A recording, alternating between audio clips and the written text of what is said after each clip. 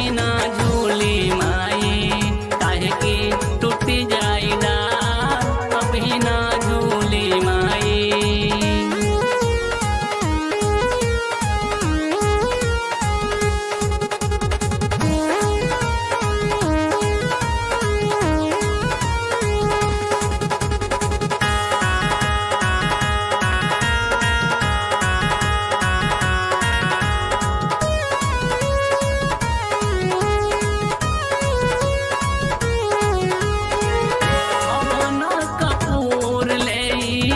सरना में आईली लवंगा के छाक देई दिया ना जलाईली, दिया ना जलाईली पवन कपूर लेई सरना में आईली लवंगा के छाक देई दिया ना जलाईली।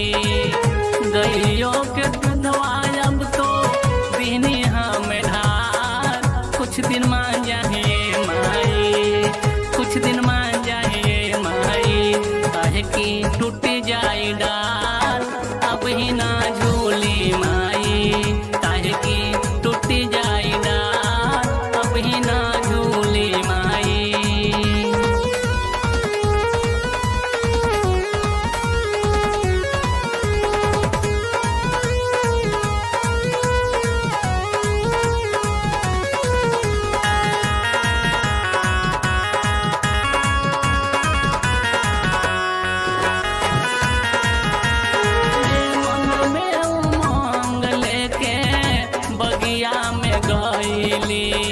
हमें फूलवरिया से अड़हुल आईनी, अड़हुल आईनी मन में उमंग लेके बगिया में गईली।